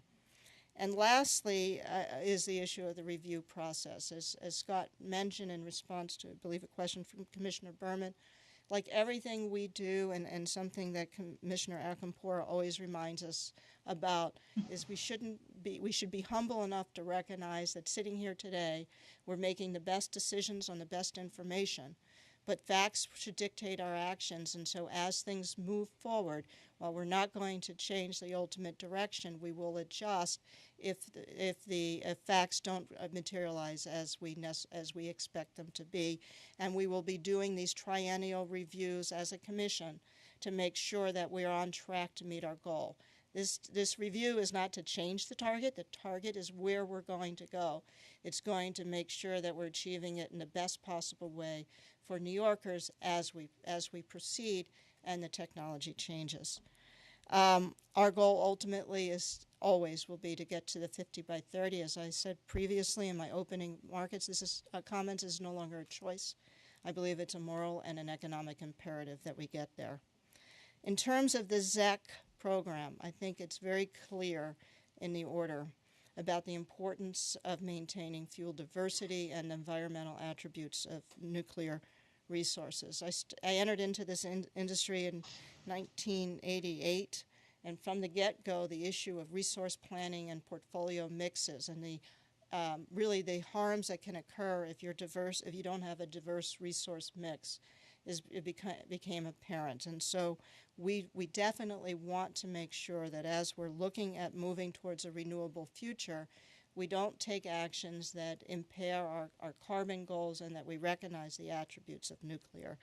I think that the mechanism that the staff ultimately recommended to us, based on the many comments that we received and a lot of thought, really recognizes the fact that unlike the REC program, which will be based on auctions, in a nuclear program, it has to be an administratively set price, and the best price is really the price we decided to do in the benefit cost analysis, where we looked at the societal cost of carbon and the avoided cost of carbon as the right value for that attribute. The program we're looking at really is consistent with that analysis. It represents really the fact that we will never be paying an attribute that is more than the value, the carbon value that it produces. And as Paul described in the order details, it makes appropriate adjustments as we go on to ensure that is always the case. The other aspects around this program is, again, the issue of durability. We know our nuclear plant owners make investments. These investments are long-lived, and in order for them to make it as confidence, they need to have the program last. But the other thing that we heard during the course of the public meetings, and I heard and in our comments, is we don't want to do this program only to have a nuclear plant owner decide to retire a plant, and then we don't get what we want in terms of carbon reduction. So the durability works both ways. The contract from NYSERDA provides the confidence to the units, but it also provides the confidence to consumers that the units will be there. And it allows us, as Raj explained, to make appropriate adjustments if that doesn't happen. So I think it meets all needs. Again, as I said before, I think this is a pragmatic approach. I know there was a suggestion that we look at RGGI prices. I think Raj expertly described why that doesn't make any sense from a need basis or an economic basis. And that what we're essentially doing is incorporating the wisdom of many, many economists that talk about the fact that failing to include the cost of carbon attributes in our retail pricing really can result in an inefficient market.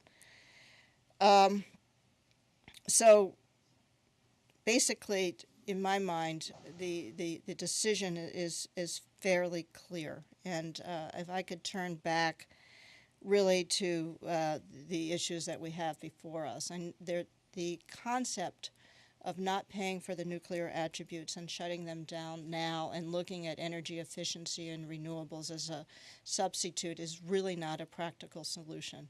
We could not possibly replace those carbon attributes, and as a result, in all likelihood, we would have an increased amount of fossil fuel in our mix, and our goals of carbon reduction would not be met because those fossil fuels, those attributes, simply don't exist there. And so this is not an anti-gas movement. This is actually a pro-diversity and a recognizing the importance of fuel diversity and carbon reduction as an integral part of a utility system. One of the things that I wanted to note, and I was looking at these comments, and I will close here, Secretary Moon also observed last year that really this generation's, the first generation that's going to have the opportunity to eliminate poverty. But it's also the last generation that may have a real opportunity to save the planet. As I said before, I don't see any other choice but to recognize that for the future, the environmental solution is the economic solution, and vice versa. I believe the actions that we're taking today we can all be proud of because we are becoming part of that solution. And again, I applaud the hard work of the staff, their thoughtfulness, frankly, their commitment, and I certainly intend to vote for this order. Thank you. Commissioner Sayre? I will be voting in favor of this item. I'd like to start out by stating some things that I generally support that are advanced by the proposed order. I support Governor Cuomo's standards of 50% of energy generated by renewables by 2030 and a 40% reduction of statewide greenhouse gas emissions by 2030. I support a broadly diverse mix of generation, including fossil, nuclear, solar, wind, hydro, biomass, and geothermal. I support economic development in New York State, including both the creation and the retention of good jobs in the energy industry. I support the creation of voluntary markets for renewable energy resources and energy efficiency.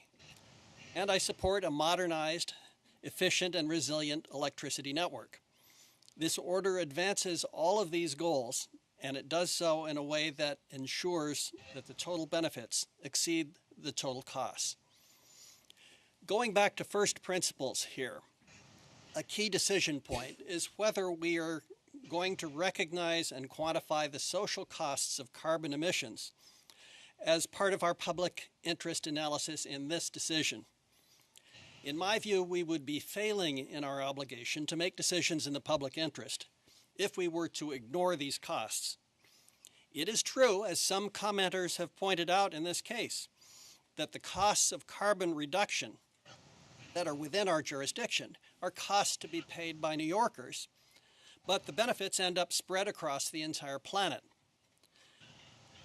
If, however, everyone ignored the planetary benefits because of local costs, we'd have a classic tragedy of the commons, a situation where a resource, in this case the atmosphere, that is nominally free is overused to the point that it is severely damaged and everyone suffers. Like the chair, I am proud to have a small part in a strategy that will have a positive worldwide impact and to keep New York in a leadership position of taking concrete steps to solve a worldwide problem. On the topic of zero-emission credits for nuclear power generation in New York, I am convinced that the benefits of the proposed program in terms of holding down carbon emissions, retaining good jobs and an important tax base, and maintaining a broad diversity of generation resources outweigh the costs that we're asking ratepayers to pay. I've lived about 15 miles from one of these upstate nuclear plants for the last 25 years, and I can say that Ginna has been a good employer, a good neighbor, and a good taxpayer. I don't see the ZEC program going on forever, but I am convinced that we need it now. I do not see any way that we could quickly replace the output of the upstate nuclear plants with renewable energy. Realistically, we would need to produce more natural gas and probably build more natural gas generating stations than we otherwise would need if the nuclear plants shut down in the near future. And I don't think that's the result we want. So overall, on balance, it's my view that the recommendation is in the public interest of all New Yorkers, and I support it. Thank you, Greg. Diane? Pat, do you want to? Sorry. Pat, you want to go? Sure. Thank you. And I, too, would like to thank staff who has worked so hard and so long on this order. Also, thanks to the thousands of comments that were submitted in this case. And as by my questions before, we can see that some of the suggestions were greatly appreciated and have been implemented in this order. This was a monumental task, and as usual, the staff delivered an order to the commission that we have looked at and studied for a long time. And one of the most important things I've learned in my career is that when you have to make a decision, you have to always weigh, can part of this decision, does it benefit the good of most? And I believe that this order does. When I served in the legislature, I would use the example of when we voted on the budget. It's a huge document that is delivered, and it covers so many areas, as does this order. And are there parts of the state at times that do need more assistance than other parts of the state? But we are a state as a whole, and for New York to continue to be a leader, we have to think about that.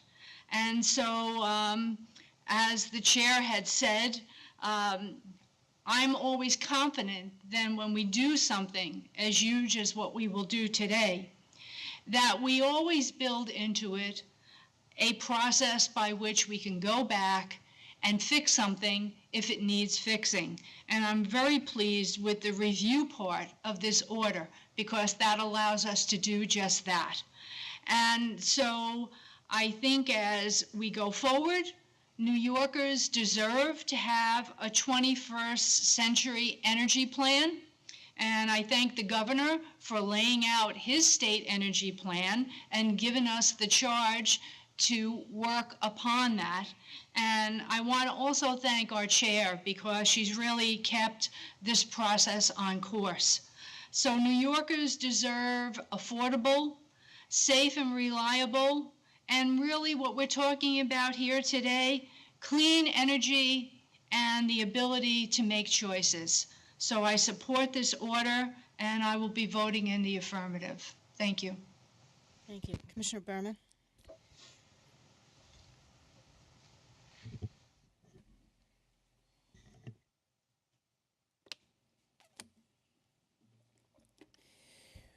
We've seen an increased public focus on all that is happening on the energy regulatory front.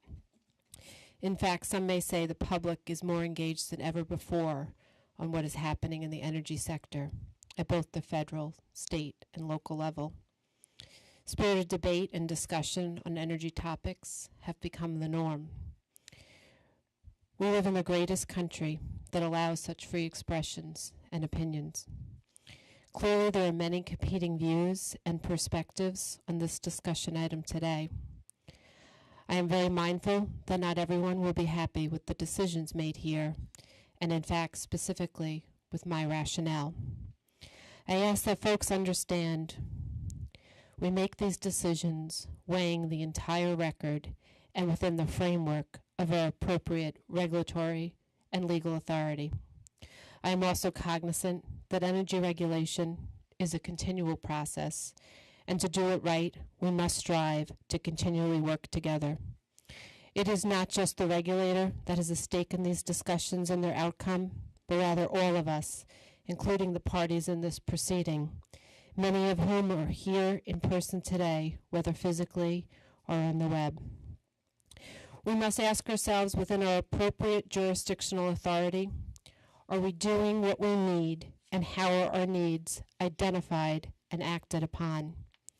In fact, the central issue for me when we embarked on the Reforming Energy Vision has always been, are we ensuring we are doing what we need to maintain and improve the reliability and the resiliency of our energy grid? These themes of reliability and resiliency are not new ones. In fact, at our July session, I spoke about being a young wheelchair-bound child in a New York City hospital in 1977 when the New York City 25-hour blackout occurred after lightning struck, ironically affecting Indian Point, among other plants. But that was not the only event that touched me personally. the August 2003 blackout, which in what was described as a blink of the eye, left nearly 8 states in the Northeast and Midwest without electricity.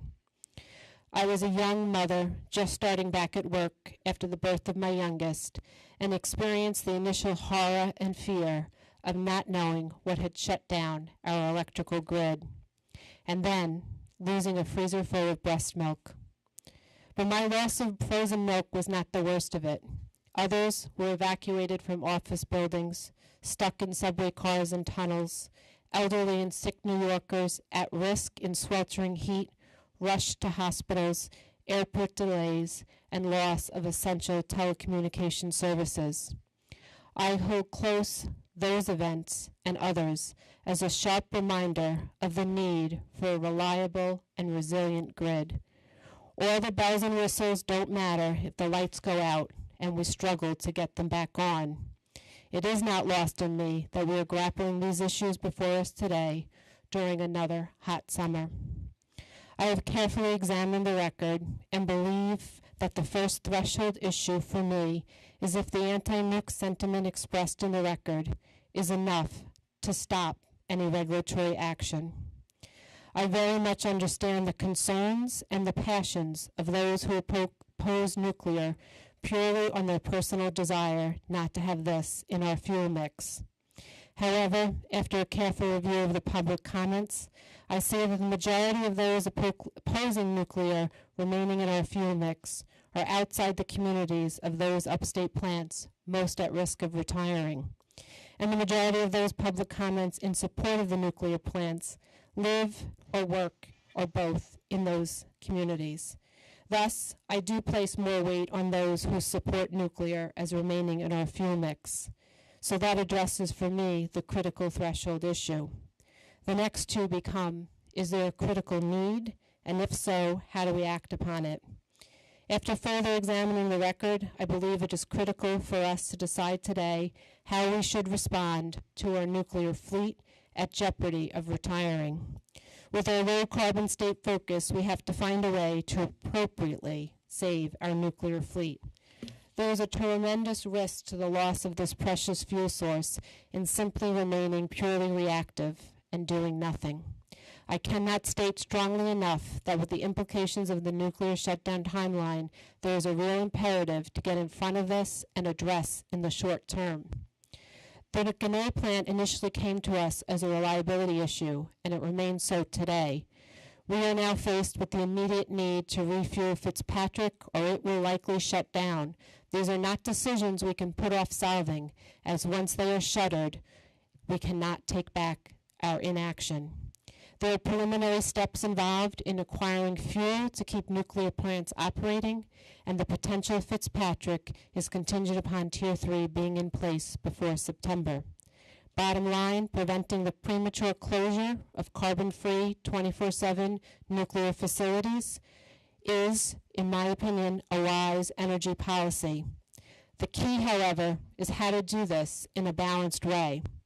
I am disheartened that it has taken us to this critical point where we have no choice but to act quickly, even if it is not the most optimal approach. Thus, like some of the comments we received who support the nuclear Tier 3 approach, I am concerned about the costs. We need to be mindful that this short-term solution to retain nuclear generation is necessary, but through other stakeholder energy planning activities, we may need to examine other long-term solutions for our energy future. In the long term, I do agree with many commenters that the ultimate goal should be to examine potential market mechanisms to retain efficient nuclear generation and to incent renewable resource development so that our objectives can be harmonized with the wholesale market. As you know, the Clean Energy Standard sets forth the 50% renewable goal in New York by 2030. To meet this goal, it is important to focus on both the non-renewable 50% side as well as the 50% renewable side. To reach any of our energy goals, we need to have a modernized infrastructure in place to move electricity as well as other fuel sources. I support valuing the adopting a technology-neutral market-based strategy for reducing carbon emissions. Fuel sources are going to have to include nuclear, renewable, electric transmission, and yes, natural gas. There is no question, for me, fuel diversity is very important. This draft order recognizes that we desire to maintain and improve fuel diversity in the electric sector. An over-reliance on any one fuel source puts our system at risk. In fact, going back to the 1977 blackout, where Indian Point was affected and the electric grid went dark, it was gas generators that were used at the hospital I was at and many other critical facilities. In fact, there was a growing fear that if the lights continued to be dark for much longer, we might run out of gas for the necessary backup power. Moreover, when restoring power, there is a recognition that there can be for power plants, they need to be powered up gradually. The amount of electricity generated has to match the demand to keep the system in balance. Many plants of different types were shut down in the August 2003 power failure, including nuclear. Nuclear plants can take time to restart, so supply shortages may occur for hours and days after power restoration begins. Having a diverse fuel mix that can be called upon when needed includes more than just nuclear and renewables and provides us with very real reliability benefits. Interesting, in response to the 1977 blackout, the governor of New York State then requested the Public Service Commission, which was then and still is today legally responsible for the regulation of the rates and services of private electric utilities in the state. The Public Service Commission was called upon to investigate the causes of the power failure and make recommendations to prevent a reoccurrence. The study was to be conducted in 3 phases. First, the events leading up to the power failure, then the analysis of the 25-hour restoration process, and then a detailed review of the feasibility of specific recommendations made to the utility. The investigation was intended to aid the Public Service Commission in making decisions regarding system reliability and its relative merits and costs. The final report, released in 1977, began with an introduction which stated the following: the economic losses alone from the blackout are incalculable. There is no way of even estimating the magnitude of the personal and social costs suffered by the people and communities affected.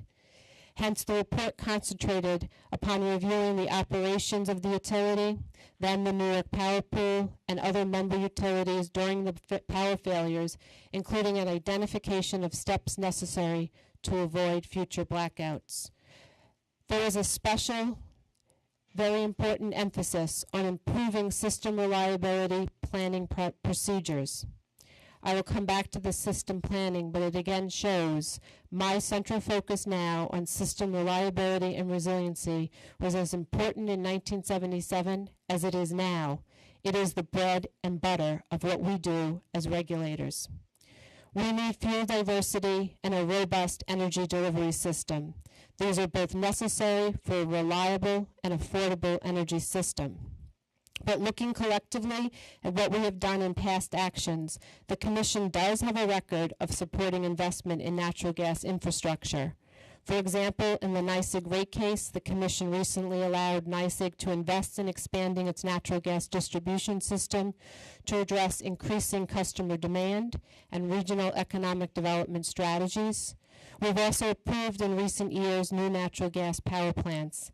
It is important for stakeholders to recognize the Commission has an obligation to ensure reliability and to meet customer needs. We have an obligation, an ongoing and immediate one, to ensure that we are carefully looking beyond the 4 corners of this order, which today is focused on nuclear and renewable, and looking at all of our system planning and ensuring that the infrastructure needs of both our natural gas and electric transmission systems are being done appropriately. As more consumers are relying on natural gas for heating, we must watch how that impacts the availability of natural gas in the electricity sector. And we need to work towards ensuring we do all we can to ensure a vibrant, robust energy system. We should take heed from the critical situation before us today on the nuclear fleet and be mindful of the other fuel sources that we need to ensure are prepared to be there when we need it. Ensuring a diverse supply of electricity and a robust pipeline delivery system are complementary actions to fulfill our agency's primary mission related to reliability, affordability, and environmental protection. I am cognizant of the fact that the full item before us today is the subject of much debate and conflicting analysis with respect to costs to ratepayers as well as costs and benefits. I don't see the same critical imperative to address aspects outside the nuclear clean energy standard piece.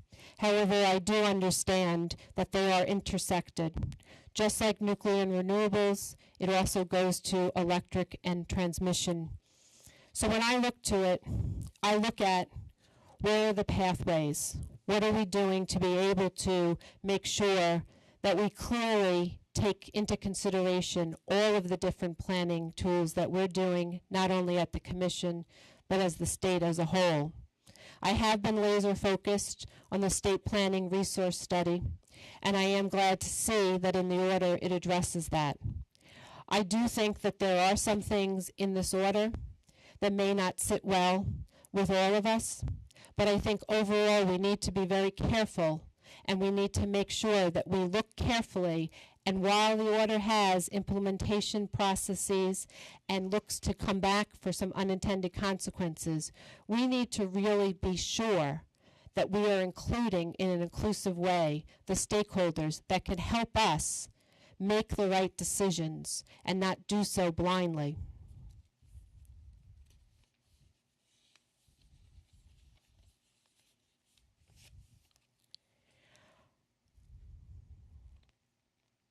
It is important that we consider the cautionary comments of the New York Independent System Operator. The ISO pointed out that further analysis will be needed to determine transmission upgrades that may be necessary to accommodate the renewable resources that come online in response to the Clean Energy Standard. So again, it is critical that we continue to work collaboratively with the ISO and other stakeholders on our state resource plan and identify potential issues and continuously update our work as the Clean Energy Standard and other initiatives are implemented. I look forward to that.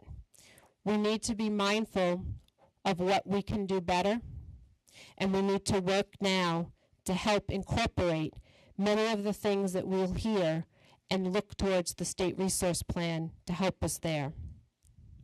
The challenge and the goal of New York State energy policy is to balance reliability, environmental sustainability, and the cost of energy supply to meet the needs and demands of consumers and to support the growth of our state's economy.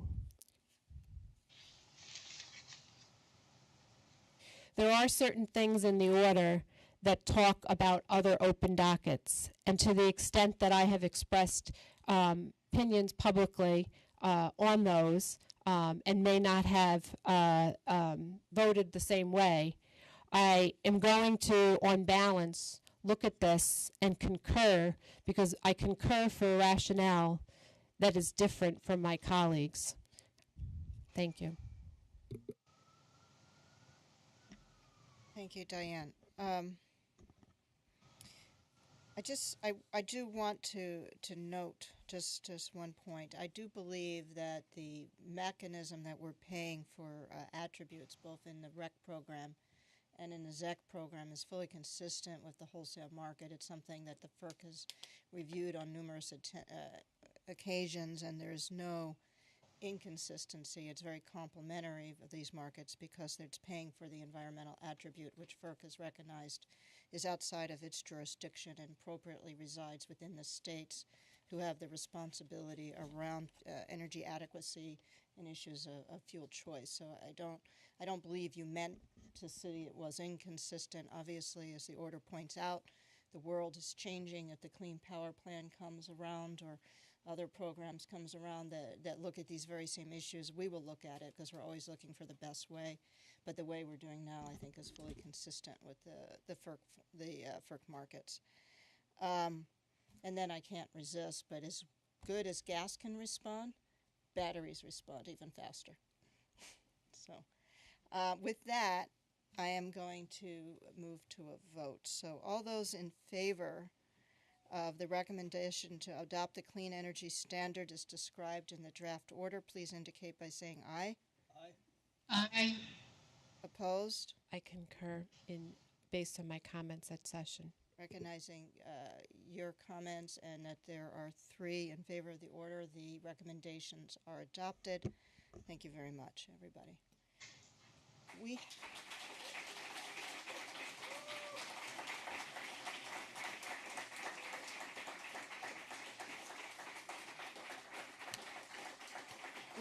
We have another item.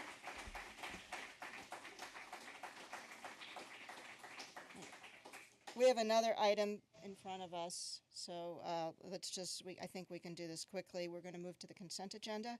Do any of the commissioners wish to recuse from voting on any of the items on the consent agenda? On items 261 and 361, I will be abstaining as I have done in other orders similar to this. Okay. So let me take a vote. All those in favor of the consent agenda with the notation that Commissioner Berman just made, please indicate by saying aye. Aye. Aye. Opposed?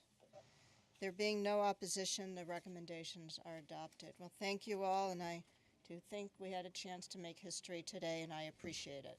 Thank you. The meeting is adjourned.